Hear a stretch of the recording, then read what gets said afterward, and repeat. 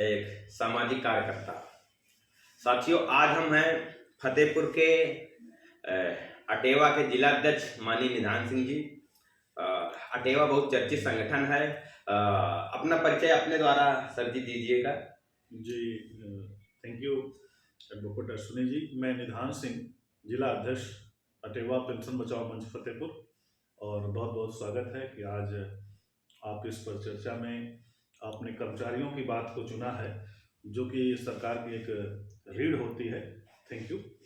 साथियों, जैसे कि वर्तमान समय में निजीकरण से बहुत ज़्यादा प्रभावी है और इस देश में निजीकरण में सारे के सारी जो शिक्षा हो या स्वास्थ्य व्यवस्था हो या विद्युत व्यवस्था हो, तो इस समय सर आप तो निजीकरण के विरोध में काम ही कर रहे हैं, लेकिन इस समय यह देखा जा रहा है कि विद्युत विभाग के कर्मचारी निजीकरण के विरोध में हैं। आप इसमें क्या कहना चाहेंगे?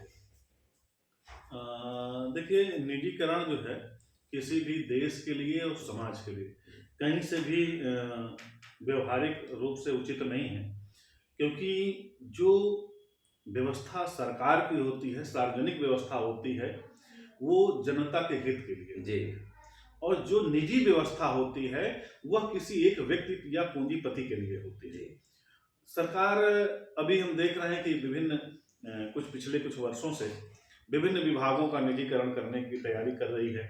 उसमें हमारा शिक्षा विभाग भी है, उसमें विद्युत विभाग भी है, उसमें हमारे रेल भी हैं, जी, और तमाम ऐसे जो है जो विभाग हैं, जी, उनका निजीकरण हो रहा है।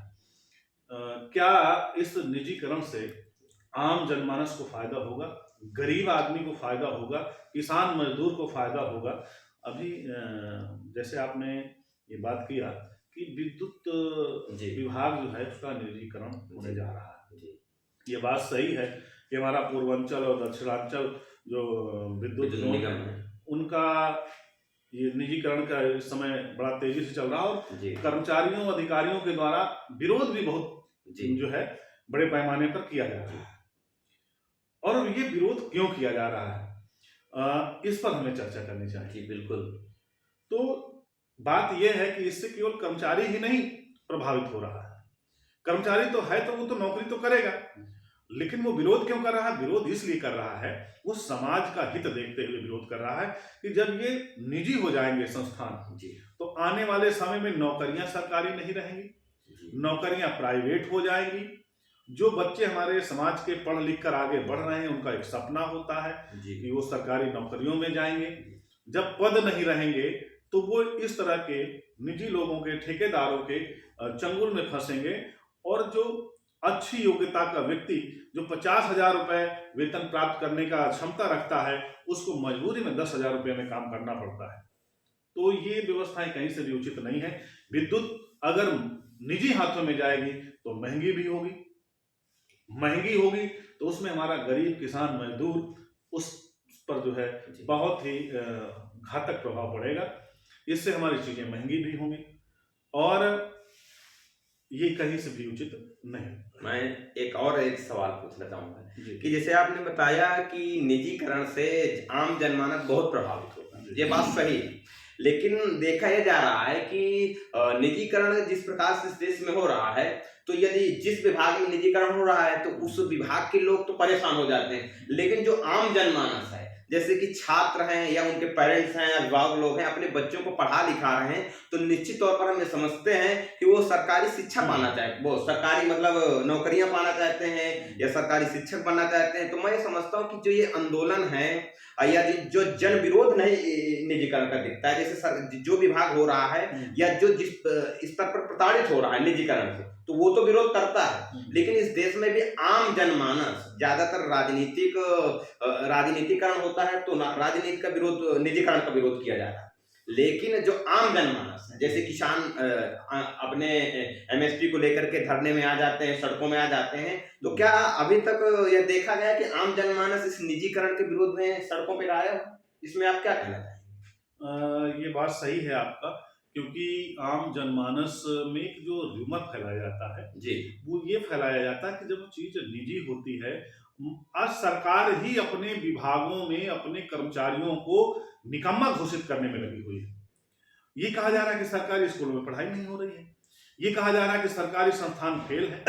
अगर सरकारी संस्थान फेल है तो इसका जिम्मेदार कौन है? जी मैं कह रहा हूं कि यदि आपके घर की व्यवस्था सही नहीं चल रही है जी तो जिम्मेदार कौन होगा? घर का मुखिया होगा ना। देश की हमारे संस्थान, जो सरकारी संस्थान है, अभी तक बढ़िया चल रहे थे, लेकिन जब से ये सरकारें आई हैं, पूंजीवादी सरकारें, तो अब ये संस्थान नहीं चल। इसका मतलब ये है कि निजीकरण करके कहीं ना कहीं जो गरीब मजदूर मध्यम वर्ग है उसको वहां से वंचित करना है और बड़े बड़े पूंजीपतियों, धन्ना सेठों को इससे लाभ पहुंचाना है। आपका प्रश्न था कि आम आदमी आंदोलन में नहीं आता है। आम आदमी आंदोलन में इसलिए नहीं आता है, उसको लगता है कि जब चीज निजी हो जाएगी तो ये जो कुछ कर्मचारी हैं इनको अच्छा वेतन मिल रहा है, ये लाइन में आ जाएंगे। लेकिन उनको ये नहीं पता है कि जब सरकारी संस्थान नहीं होंगे, सरकारी हॉस्पिटल नहीं होंगे, सरकारी स्कूल नहीं होंगे, तो गरीब का, मजदूर का, किसान का बेटा कहाँ पढ़ेगा? पूंजीपति लोग तो आज भी नहीं सरकारी संस्थानों में पढ़ाते हैं, लेकिन जो सरकारी संस्थानों में आज नहीं पढ़ाते हैं वही लोग इंटर के बाद चाहते हैं कि मेरे बेटे का एडमिशन अगर आईआईटी में हो तो सरकारी कॉलेज मिल जाए, नीट में मेरे बच्चे का एडमिशन मेडिकल में हो तो सरकारी संस्थान मिल जाए। तब क्यों? तब प्राइवेट में क्यों नहीं जाते हैं? वो इसलिए कि वहां उसकी पहुंच पैसे की नहीं हो पाती, और जब तक उसके पास पैसा है तब तक वो सरकारी संस्थान में नहीं जाता है। तो देखिए सर, जो कह रहे हैं ये बात सही है।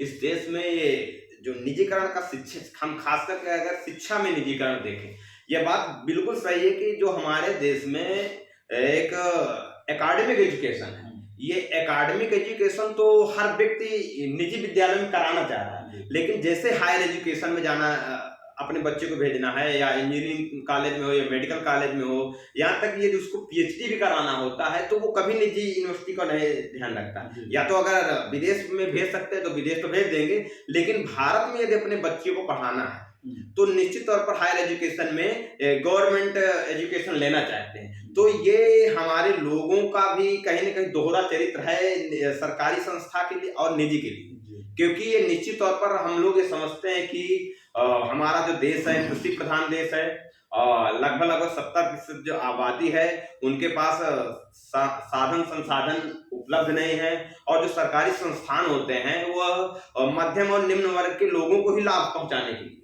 तो इससे हम ये समझ सकते हैं कि सरकार की मानसिकता है कि निम्न वर्ग और मध्यम वर्ग अच्छी शिक्षा ना अर्जित कर सके, स्वास्थ्य के अभाव में। जी, मैं आपको ये रोकूंगा, बिल्कुल सही है। जो सरकारें हैं और जो भी शासन करने वाला होता है, वो बिल्कुल ये चाहता है कि जब तक जनता जितनी अशिक्षित होगी उतना वो प्रश्न कम करेगी। जी, जितना जनता पढ़ी लिखी जागरूक होगी वो प्रश्न करेगी।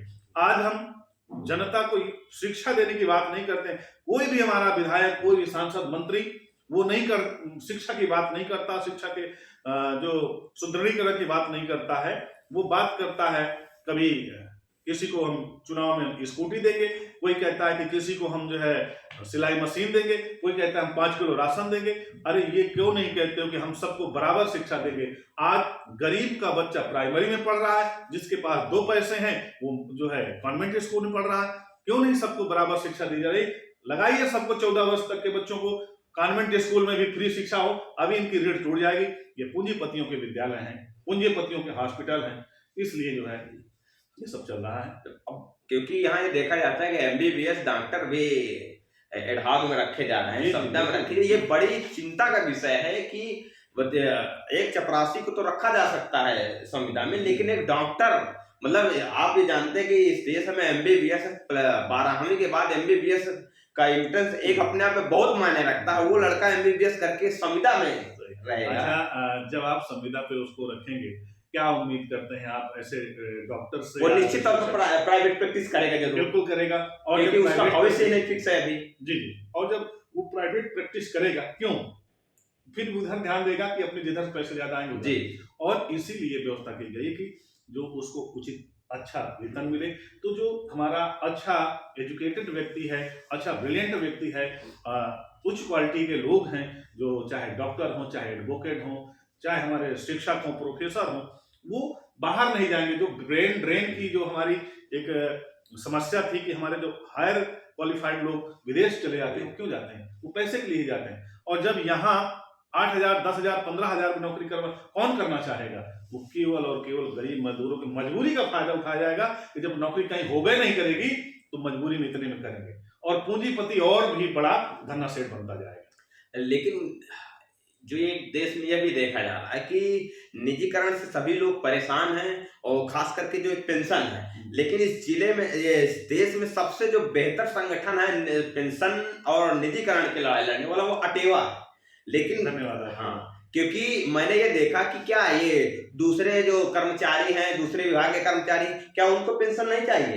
ये बैंक के कर्मचारी हैं तो क्या उनको पेंशन नहीं चाहिए? या निजीकरण के प्रभाव से बैंक कर्मचारी नहीं प्रभावित हो रहे हैं, या जैसे बिजली के प्रभावित हो रहे हैं, तो दूसरे कर्मचारी अभी देख रहे हैं। जी, वो बिल्कुल तो सही ये है। मैं अटेवा जो है, आप अटेवा के जिला अध्यक्ष भी हैं, तो मैं ये धन्यवाद अटेवा संगठन को देना चाहता हूं। आप उसका नेतृत्व करते हैं, उसका भी धन्यवाद देता हूं, क्योंकि अटेवा संगठन इस देश में प्रभावी है। और ये शिक्षा का निजीकरण, क्योंकि इस देश में देखा जा रहा है राष्ट्रपति का, सुप्रीम कोर्ट के जजों का पेंशन मिल रहा है, लेकिन शिक्षक का पेंशन नहीं। जी जी जी, ये अभी आपने कहा कि बहुत से विभाग या संगठन देखते हैं कि निजीकरण पर। मैं आपको बता दूं कि अटेवा और NMOPS राष्ट्रीय स्तर पर ऐसा संगठन है जो आज कई सालों से निजीकरण के खिलाफ अपनी आवाज बुलंद कर रहा है। कोई भी संगठन, मैं चैलेंज के साथ कर रहा हूं, कोई भी संगठन की आवाज नहीं निकलती कि निजीकरण के खिलाफ बात करे। यही हाल पहले पेंशन का था, पेंशन के खिलाफ बोलने वालों के। और जब से अटेवा आया है तब से खैर बहुत से संगठन अपने अपने स्तर से बात कर रहे हैं, लेकिन जरूरत यह है कि राष्ट्रीय मुद्दा है, सबको एक होने की। जो अभी एक नहीं हो रहे हैं निजीकरण के मुद्दे पर, आज बिजली विभाग का प्राइवेटीकरण हो रहा है, तो कल शिक्षा का होगा, तो वही होगा कि भाई, वो कहते हैं ना कि एक कहावत है या एक शेर है कि आज तुम्हारी बारी है, कल हमारी बारी आएगी। और बहुत से लोग तो इससे अनभिज्ञ हैं कि लगेगी आग तो आएंगे कई घर जद में, इस गली में केवल मेरा मकान थोड़ी है। तो केवल आज बिजली विभाग का अगर निजीकरण होगा तो कल आपका निजीकरण होगा। तो इसलिए हम लोगों को जो है मिल करके इस निजीकरण पेंशन की जड़, पेंशन जो हमारी गई, कर्मचारियों की पेंशन जो समाप्त हुई, वो इसी निजीकरण की ही। उसमें हुआ क्या कि जब ये कंपनियों ने इनको प्रलोभन दिया कि आप हमें जो है ये कर्मचारियों का 10% जो पैसा है मासिक इनकम वो दीजिए और हम इनको पेंशन देंगे। और पहले शुरुआत में लॉलीपॉप दिखाया गया कि इनको करोड़ों रुपया पेंशन के रूप में इनके फंड में जमा हो जाएगा, उससे पेंशन मिलेगी। हमारे उस समय के नेता भी जो थे, क्योंकि वो इससे प्रभावित नहीं हो रहे थे, वो सब पुरानी पेंशन से, उनको कहा गया कि ये आने वाले जो लोग होंगे उन पर प्रभाव पड़ेगा, आप पर प्रभाव नहीं पड़ेगा। वही हुआ कि उन पर प्रभाव नहीं पड़ना था, उनने इसको गंभीरता से लिया नहीं।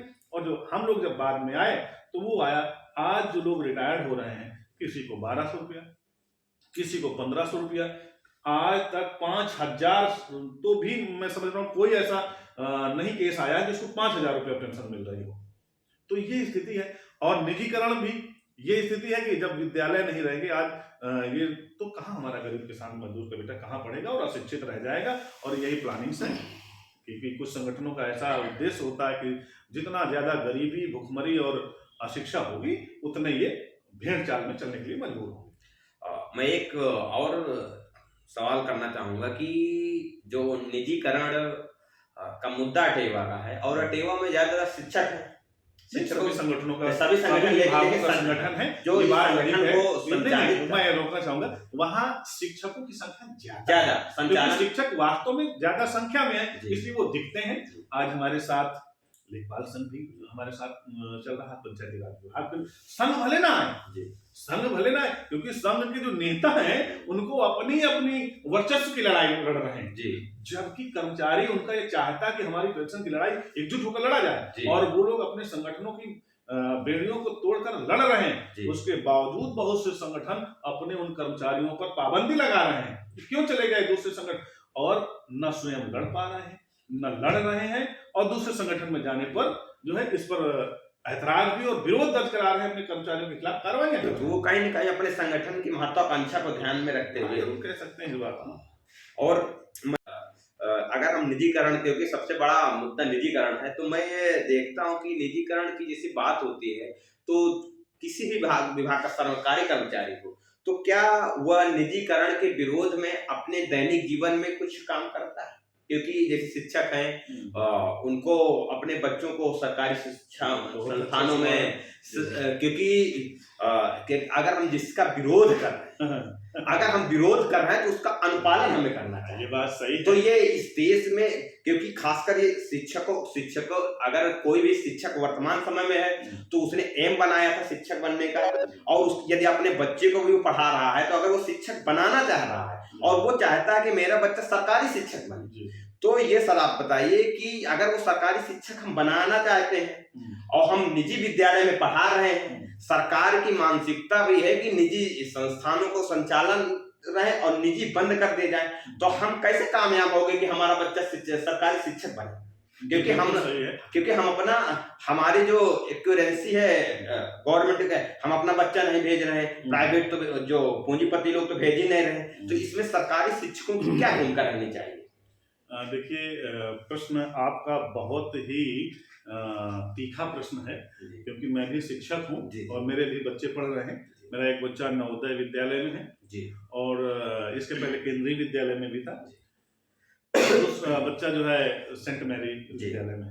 और ये अच्छा प्रश्न है कि आप सरकारी शिक्षक होकर प्राइवेट विद्यालयों में पढ़ाते हैं। ये आप पर ही नहीं, मैं समाज की बात कर रहा हूं। ये सारे शिक्षकों पर लागू होता है, पूरी शिक्षकों, व्यक्तिगत एक पर नहीं। मैं ये कहता हूं कि ये केवल शिक्षकों पर ही क्यों लागू होगा? नहीं, सभी पर, क्योंकि अगर डॉक्टर है और बेहतर होगा इस पर सरकार एक रूल लाए कि कोई भी सरकारी कर्मचारी अपने बच्चे को प्राइवेट स्कूल में नहीं पढ़ाएगा।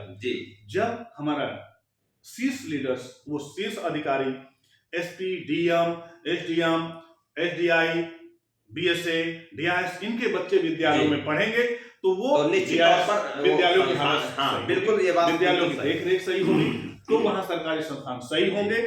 लेकिन इस पर कोई सरकार नहीं चाह रही है। मैं तो ये चाहता हूँ कि जनप्रतिनिधियों के लड़के भी पढ़ना, बिल्कुल पढ़ना चाहिए, क्योंकि जनप्रतिनिधि के लड़के जब पढ़ेंगे तो ये लोग भी वो शासन प्रशासन पर दबाव बना के रखेंगे, क्योंकि उनका बच्चा हो जाए। सरकार तो हम ये चाहते हैं कि ये आपका मुद्दा, आपके मंच में ये मुद्दा समायोजित और निश्चित तौर पर इसको व्यापक पैमाने पर चर्चा। आपको मुझे याद आ रहा है कि पिछले, हमको लग रहा 2017 के पहले, शायद उस समय अखिलेश सिंह जी की सरकार थी, उन्होंने एक कानून लाए थे कि सरकारी कर्मचारियों के बच्चे सरकारी स्कूल में पढ़े, लेकिन वो सरकार भी इसको पूरी तरह से फॉलो नहीं करवा पाई और उसके बाद ये सरकार आने पर तो उसको जो है पेंडिंग में डाल दिया गया। हम सरकार कोई भी अगर वो शिक्षा की सही उचित व्यवस्था करना चाहती है तो एक देश एक विधान, जैसे कहते हैं, एक जो है वन नेशन वन एजुकेशन, तो इसी प्रकार वन नेशन वन पेंशन हो जाए। बिल्कुल बिल्कुल, पेंशन भी हो जाए। नेताओं को पेंशन दे रहे हैं, नेता 4-4 पेंशन ले रहे हैं, और जो हमारा सफाई कर्मचारी उसको पेंशन नहीं। अभी कोरोना काल में हॉस्पिटल में वो सफाई कर्मचारी कोरोना से पीड़ित मरीज का इलाज के दौरान उसका चद्दर भी साफ कर रहा है, उसका झाड़ू भी लगा रहा है, उसका पोछा भी लगा रहा, डॉक्टर लगा रहे हैं, सिपाही वहां, हम लोग शिक्षक होकर के हम लोगों की ड्यूटी लगी थी, कई मोहल्लों में सैनिटाइज करवाना है, उसका रिपोर्ट देना है, हम लोग जा रहे थे। क्या हम लोगों को जान नहीं है उस समय प्राइवेट लोग कहाँ चले गए थे? बिल्कुल, ये महामारी तब सरकारी जब भी इस देश में, तो सही कह रहे हैं कि जब भी इस देश में आपात स्थिति आती है तब आपात स्थिति में सरकारी ही दिखते हैं। तो निश्चित तौर पर कहीं न कहीं इस देश को संचालित करने में सरकारी व्यवस्था बेहतर है, बस उसको हम संचालन किस प्रकार से कर रहे हैं ये सरकार पर डिपेंड है। ये सरकार पर डिपेंड है। और मैं बहुत अच्छी सी बात आपने याद दिला दी, मुझे याद आया कि जो प्राइवेट कंपनी किसी सरकारी संस्थान को लेती है वो कैसे बेहतर कर लेती है, और वो लाभ में पहुंच जाती है। हम सरकार है, हमारे पास पूरे संसाधन है, हमारे पास पूरी पावर है, हम उसके नियोक्ता है और हम लॉस में जाते हैं। तो कहीं ना कहीं ये हमारा सरकार का फेलियर है, हमारी मशीनरी का फेलियर है। मैं तो शिक्षा के उसमें, शिक्षक जो है सबसे निचले उस पर आता है कड़ी में, शिक्षक और शिक्षार्थी जो हमारे विद्यार्थी, इसके ऊपर की कड़ियां हैं। क्या ये सब जिम्मेदारी से काम चल रहा है? साफ कहीं ना कहीं भाई भतीजावाद, कहीं ना कहीं दबाव में, कहीं किसी नेता के दबाव में, कहीं किसी पार्टी के दबाव में लोग काम कर रहे हैं। और शिक्षक को शिक्षा का काम करने को दिया जाए, जी बिल्कुल, उसको कभी पशु करना, जी कभी बिल्कुल, कुत्ते भी करना, कभी भूसा ढोवा लो, कभी सांड पकड़वा लो, ये करवाओगे और गुणवत्ता शिक्षा की लोगे, सही कैसे है। हो पाएंगे? क्योंकि ये चीज भी देखा गया है कि जैसे कोई विद्यालय है तो वहां पर विद्यालय का लेखा जोखा रखने का कोई कर्मचारी नहीं, नहीं नहीं, कोई बिल्कुल और बाबू, ये निश्चित प्राइमरी तौर पर विद्यालयों में एक भी बाबू नहीं होता है, एक भी चपरासी नहीं होता है। कोई जांच करने गया, कहीं टॉयलेट देखने गए, कहीं आपकी लेटरिन बहुत गंदी है, टीचर आपकी लेटरिन भी साफ करेगा, टीचर झाड़ू भी लगाएगा। अगर बच्चों से झाड़ू लगवा लिया गया तो कार्रवाइयां हो जाती, कई कार्रवाई मेरे जनपद में हुई है। शिक्षक क्या करे वो, और उधर जो है रजिस्टर भी मेंटेन करना है। एक एक किसी विद्यालय में पूरे शिक्षक भी नहीं है, कैसी एक एक क्लास खाली तो कोई ना कोई रहेगी। ये बात सही है कि इस देश में जैसे एक चीज सुना गया है कि शिक्षक की नौकरी बहुत अच्छी है, ऐसा चर्चा रहती है, लेकिन ये बात सही है कि सबसे ज्यादा आरोप जो है शिक्षकों पर ही लगते हैं, ठीक है, और सबसे ज्यादा आरोप लगते हैं, और कहीं न कहीं जिस व्यवस्था में शिक्षकों का शोषण भी होता है। नहीं, मैं ये समझता हूँ कि जैसे शिक्षकों की एक ये है कि शायद प्राथमिक शिक्षक है उनको राज्य कर्मचारी का दर्जा नहीं है, बिल्कुल नहीं। तो ये कहीं न कहीं अन्याय है, क्योंकि जब एक जिला से दूसरे जिला उसका स्थानांतरण हो सकता है, जी बिल्कुल, और वो सरकार के द्वारा ही सारी सुविधाएं ले रहा है, सरकार की सर्विस कर रहा है, तो ये भी कहीं न कहीं मैं मतलब उनका पक्ष रखना चाह रहा हूँ कि ये सरकारी शिक्षक जो है, प्राथमिक शिक्षकों का, ये इनको आखिर सरकार किस नजरिए से देखती है कि इनको, मुझे लगता है सरकारी वो जो सफाई कर्मियों को तो राज्य कर्मचारी माना जाता है। जी जी जी, अब सरकार सफाई कर्मचारी राज्य कर्मचारी है, लेकिन प्राथमिक शिक्षक क्योंकि का सिखाने वाला होता है, जी, और का सिखाने वाला जो शिक्षक होता है सबसे महत्वपूर्ण होता है, जी, का सिखाने वाला कर्मचारी की बहुत बड़ी भूमिका है समाज में। जो भी हमारे बड़े बड़े ऑफिसर्स हुए हैं, लीडर्स हुए हैं, वैज्ञानिक हुए हैं, डॉक्टर हुए हैं, वो भी किसी न किसी शिक्षक की देन है जो वहां तक पहुंचे। और शिक्षकों पर जो आरोप लगाता है, सबसे पहली बात तो अपने आप को देखे कि उसको भी किसी शिक्षक ने पढ़ाया होगा और यहाँ तक इस काबिल बनाया होगा। दूसरी बात, आपने कहा कि राज्य कर्मचारी का दर्जा, हम लोग भी चाहते हैं कि शिक्षकों को राज्य कर्मचारी का दर्जा मिले। आपको तो होगा भाई, हम लोग तो बेसिक से भी गए गुजरे, हम लोग तो माध्यमिक में एडेड कॉलेज हैं, तो उसमें भी नहीं, उसमें भी नहीं। सुनिए और भी सुन लीजिए, अब आपने बात कर दी, हमें एड जो है वेतन तो सरकारी मिलता है जी, नियोक्ता हमारे प्रबंधक होते हैं जी। और अब तो अभी इस सरकार ने पिछले 2 वर्षों में ये व्यवस्था कर दी है, हमारा जो माध्यमिक शिक्षा चयन बोर्ड था और उसमें जो सेवा शर्तें थी सुरक्षा की, उसको समाप्त कर दिया गया है। धारा 21 और धारा 18 और धारा 12 समाप्त करके शिक्षकों के ऊपर से एक कवच हटा लिया है। जब भी मैनेजर चाहे तो हमको बर्खास्त कर सकते हैं। हम का मतलब हम माध्यमिक शिक्षकों को सस्पेंड नहीं कर सकते हैं। सस्पेंड करने का मतलब ये तो छोटी चीज हो गई, बर्खास्त नौकरी से बाहर कर सकते हैं। और इतने माध्यमिक शिक्षक संगठन बने हुए हैं, सब अलग अलग छोटी छोटी टुकड़ी में आज जो है बात कर रहे हैं। जरूरत है सबको एक होने की, और यदि एक होकर लड़ोगे तो मैं तो योगी जी वाला मुझे नारा याद आ जाता है, जो अभी उन्होंने कहा कि एक रहोगे तो नेक रहोगे, बटोगे तो कटोगे। ये सब पर लागू होता है। मैं कर्मचारियों से बात करता हूँ, योगी जी को फॉलो करो इस मुद्दे पर कि बटोगे तो कटोगे, एक रहिए सब लोग। तो जैसे मैंने आपसे कहा कि शिक्षकों का कहीं न कहीं तो सरकार का दोहरा चरित्र है शिक्षकों के ऊपर कि उनको सर्विस ले रहे हैं और वो क्या कहते हैं इस देश के मेधावी तैयार कर रहे हैं, लेकिन किसी को राज्य कर्मचारी का दर्जा नहीं है। और जो सरकार के नजरिए से जो सम्मान उनको मिलना चाहिए वो निश्चित तौर पर हम समझ सकते हैं कि नहीं मिल रहा। तो बिल्कुल हम तो कह रहे हैं कि माध्यमिक विद्यालयों को आप अच्छी व्यवस्था आप उनको ऐड कर दीजिए, राजकीय विद्यालयों की तरह जो है उनको राजकीय विद्यालय में। राजकीय विद्यालय के जो अध्यापक हैं वो राज्य कर्मचारी माने जीआईसी वाले वो राज्य कर्मचारी हैं। और हम लोग चाहे एडेड जो डिग्री कॉलेज हैं जी, उन लोगों को भी यही हाल है। मैनेजर आए दिन प्रताड़ित करते हैं, प्रबंधन कमेटी प्रताड़ित करती है। बहुत से जिलों में ये कार्रवाइयां हो चुकी है कि उनको बर्खास्त कर दिया गया। पहले ये होता था कि बिना चयन बोर्ड के अनुमति के कोई भी दंडात्मक कार्रवाई उस तरह से नहीं हो सकती थी कि जिसमें उसकी जो है नौकरी पर उसकी आर्थिक रूप से नुकसान हो सके। लेकिन अब वहां से परमिशन लेने की जरूरत नहीं है, पहले परमिशन लेना पड़ता था। अब यहाँ से डीआर साहब ने अगर अनुमोदन कर दिया तो कार्रवाई हो गई। अब शिक्षक जाए, हाई कोर्ट जाए, सुप्रीम कोर्ट जाए, और आप जानिए कि जांच तो वहीं आएगी निचले स्तर पर, डीआर स्तर पर। जी और ये जो विद्यालय होते हैं बड़े बड़े लोगों के होते हैं, जी जी इसमें गरीब लोगों के कोई कॉलेज नहीं होते हैं। आज तो नेताओं के, पूंजीपतियों के कॉलेज आप जी सब जानते हैं, डॉक्टर जी साहब हैं? और इन आज डीआरएस जो बीएससी की क्या औकात होती है? उनके आगे सब नेताओं के आगे सब जो है हाथ जोड़े खड़े रहते हैं, जो कहेंगे वो करेंगे। जी। तो ये शिक्षकों के साथ अभी बहुत बड़ा जो अभी है अन्याय है। सुनने विद्यालय की जांच नहीं कर सकते। नहीं, ऐसा तो नहीं है। देखिए डीएम जो है एक बड़ी पावर होती है अच्छा और डीएम साहब के पास पूरे जिले को देखना समझना होता है, जी हर व्यवस्था को समझना होता है। जाते हैं, देखते हैं। लेकिन उसके साथ साथ हर विभाग में विभाग के जो ऑफिसर्स होते हैं वो अपनी विभाग को देखते हैं। ऐसा नहीं, हाँ वो है कि स्कूल टाइम में मैनेजमेंट के लोग जो है जी उनको नहीं जाना चाहिए। जबकि जाते हैं लोग, वहाँ बैठते हैं और शिक्षक उससे भयाक्रांत होता है। और वो जो डरा हुआ शिक्षक क्या करेगा? मरा हुआ विद्यार्थी तैयार करेगा, जी मरा जी हुआ समाज तैयार करेगा। जब शिक्षक ही डरा हुआ होगा तो कैसे जो है निडर होकर अपनी बात करेगा, बच्चों को कैसे निडरता की बात समझाएगा। तो ये तो बिल्कुल सही है। जैसे कि आप मैं अटेवा संगठन को जो है यहाँ लीड कर रहा हूँ, जी तो मैं तो चाहूँगा कि तमाम मुद्दे हैं, तमाम कर्मचारी संगठन हैं, मैं अपने मुद्दे पर ही रहूँ, बाकी जिम्मेदारी मेरी भी है। जी। तो क्या कहते हैं, बहुत आरोप अटेवा में ये लगता है कि अटेवा ये चुनाव के टाइम ही सक्रिय होती है, इसमें आप क्या कहना चाहेंगे? आप भी समाज में रहते हैं जी जी और आप फतेहपुर जनपद को देख जी रहे हैं जी कि अटेवा के कार्यक्रम कंटिन्यू चलते रहते हैं। जी जब हमारा संगठन कंटिन्यू नहीं होगा तो हम चुनाव के समय ही कैसे सक्रिय जी हो सकते हैं?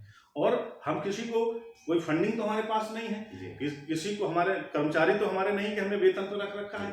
अभी कल